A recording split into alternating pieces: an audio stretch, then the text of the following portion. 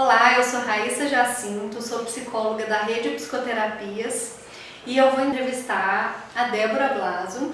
Ela é psicóloga, trabalha com a moda, psicóloga da moda, e a gente vai falar nesse vídeo para você sobre esse assunto.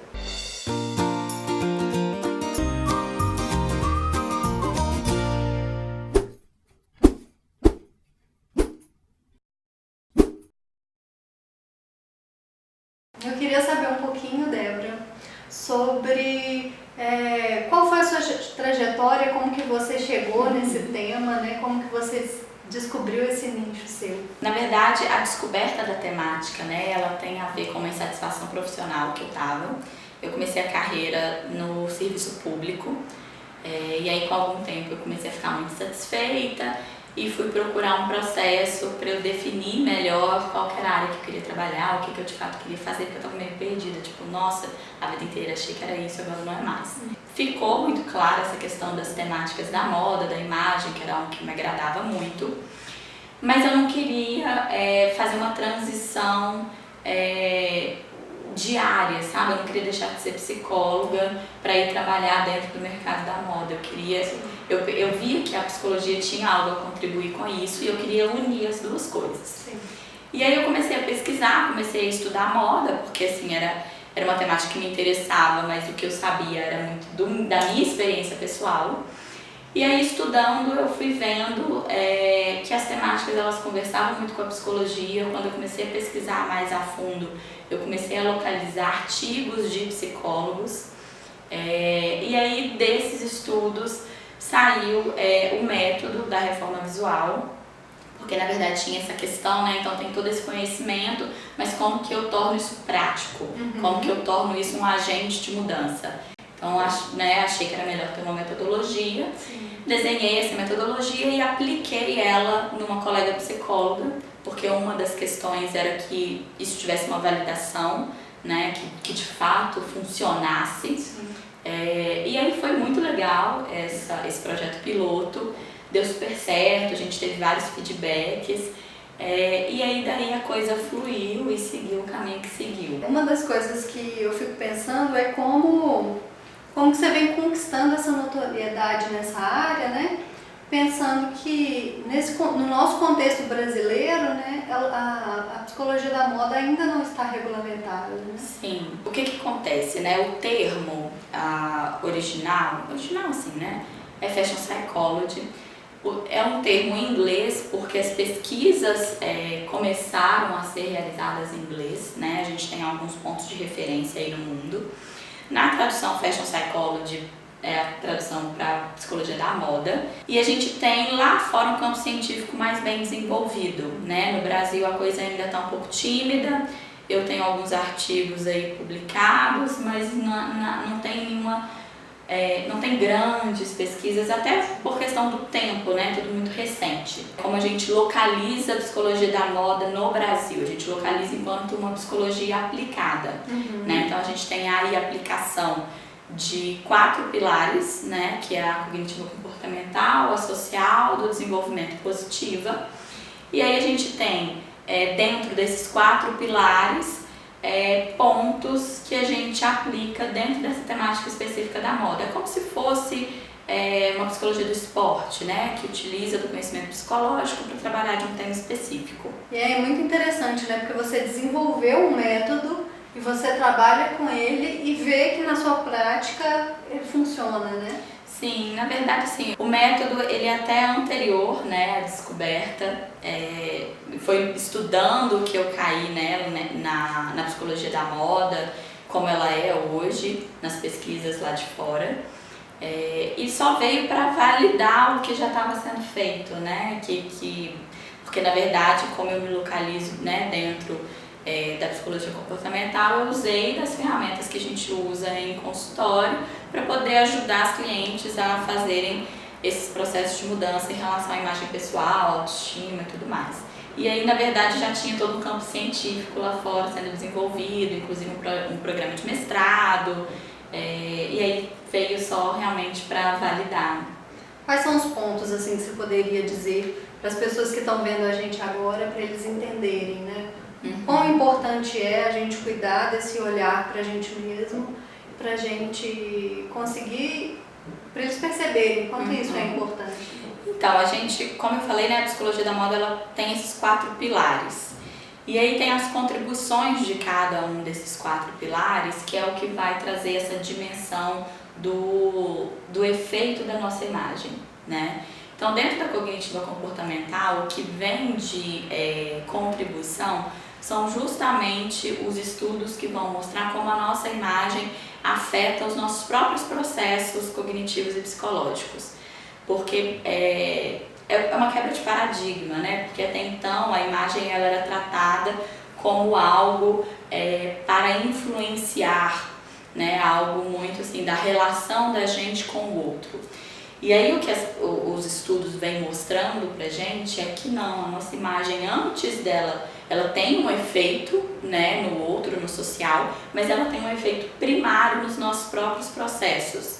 E aí afetam processos muito básicos, né, como a criatividade, tomada de decisão, a atenção, que são processos cognitivos basais que ajudam a gente a viver no mundo, interpretar informações, se comportar e tudo mais.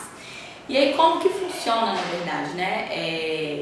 O que a gente veste, a nossa imagem, como a gente se vê, vai através desses processos mentais eliciar comportamentos que vão gerar resultados no mundo concreto baseado nessa construção que a gente faz de quem a gente é. A gente vai acabar se colocando no mundo de uma forma diferente, né? Mas antes disso, né, por dentro a gente se trabalha. Um jeito fácil de explicar isso é através do conceito de cognição indumentária, né? Cognição indumentária é um termo que foi cunhado a partir de uma pesquisa de 2012 e é uma pesquisa que demonstra quantitativamente esses efeitos da nossa imagem nos nossos processos cognitivos. E aí são 2 fatores de influência, né? O significado simbólico do que a gente está vestindo.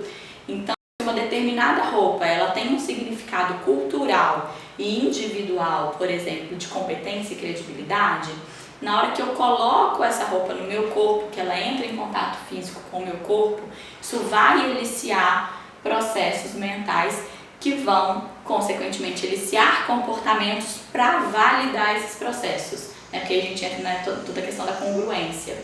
E aí, quando a pessoa tem esses comportamentos eliciados, ela começa a reagir, a responder dessa maneira, ela recebe reforçadores externos de validação do significado simbólico que foi incorporado, né? Então, se eu estou me vestindo de uma maneira que eu entendo que tem um significado de competência e de credibilidade, a tendência é que isso elicie comportamentos que validem essa percepção no mundo concreto, no mundo real.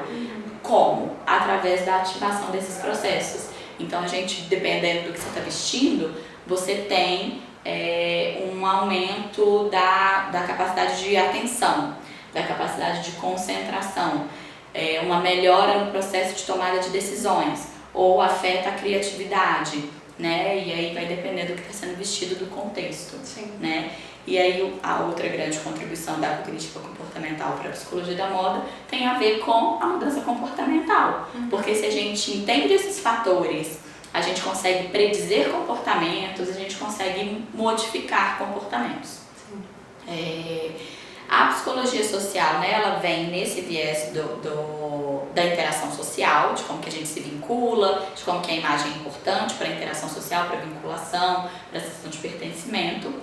A psicologia do desenvolvimento, ela traz muito uma contribuição que tem uma correlação, né, da nossa imagem. Nossa imagem, ela realmente, ela faz parte da nossa personalidade, ela tem um papel de representação disso, mas ela se co-constrói com a nossa personalidade, né?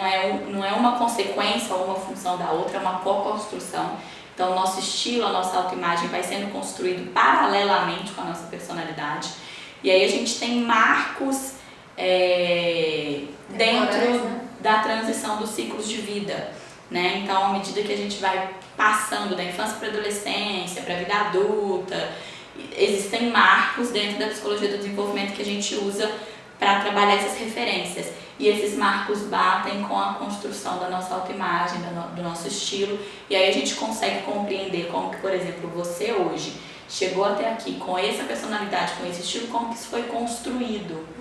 E se a gente consegue ter essa visão, né, do que está para trás, de como que isso veio construindo até hoje, a gente consegue às vezes identificar pontos onde restaram conflitos que podem ser a chave para a gente conseguir efetivar aquela mudança de comportamento. Sim. Né?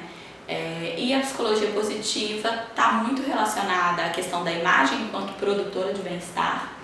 Né? A gente usa as forças de caráter, né, da psicologia positiva, coragem, transcendência, conhecimento, para poder utilizar essa imagem enquanto produtora de bem-estar.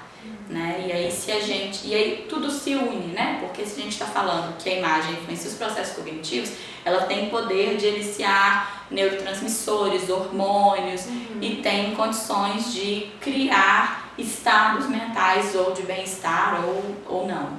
Nos influencia de uma forma geral, né? Sim. Então, de que forma que você poderia nos dizer que você faz a diferença? Eu sou muito apegada a essa coisa do conhecimento, né? Então eu acho que parte muito daí. O meu compromisso hoje com a psicologia da moda é realmente de mostrar o embasamento científico disso, de trazer isso de uma maneira teórica, mas prática também, porque a gente sabe que uma coisa não funciona sem a outra. Né? Então hoje tem aí um grupo de estudos em psicologia da moda. Todos os artigos, os livros, o material bibliográfico que a gente tem hoje, ele é em inglês porque as grandes pesquisas são internacionais. Então esse material eu traduzo para que outros psicólogos possam ter acesso a essa literatura, aprender sobre isso, conhecer sobre isso. Tem os artigos, né, que estão publicados na Academia do Psicólogo, no meu próprio site. Então o meu compromisso é esse, assim, é de tornar isso acessível para o público, mas também com o devido peso do embasamento, que eu acho que é fundamental. Sim. Eu acho que você está indo na direção da vida que você quer viver. Né? Eu acho que ficou bem claro como que funciona a psicologia da moda, né? Os pilares de onde ela está bem fundamentada. Né? E que ainda precisa de muito estudo ainda aqui no Brasil. Sim. E eu acho que esse compromisso teórico ele é muito importante porque esse tema da moda e da imagem ele ainda é muito taxado como algo fútil, né? Como algo superficial. E na verdade, assim, o que esses estudos vêm mostrando pra gente é que é muito além disso e que tem um peso muito importante. Né? Eu até costumo falar que a gente tem muito essa questão do ambiente, né? De como o ambiente influencia a gente, como a gente é influenciado por isso. E é o que eu falo com todas as minhas clientes, eu sempre pergunto assim, qual que é o ambiente que você está 100% do tempo, aconteça o que acontecer, onde você estiver, com quem você estiver. É o nosso corpo, você está sempre no seu corpo. Né? Então é o nosso ambiente primário e ele tem um peso muito grande em como a gente se comporta, em como a gente pensa, em como a gente se sente. Né? E aí a gente pode usar isso de uma maneira para produzir mudanças e bem-estar. Com certeza. Eu estou muito feliz de estar aqui com você. Eu espero que você tenha gostado. Sim, se você gostou, curta, compartilhe esse vídeo, convide pessoas para assistir, marca pessoas aqui embaixo. E uma das coisas que a gente gostaria de deixar um convite para vocês, né? A Débora vai participar da Semana de Psicologia da Rede Psicoterapias desse ano 2019. Então se preparem que vai ter muito desse conteúdo para vocês no evento. Espero vocês lá. Obrigada. Obrigada a vocês. Espero vocês.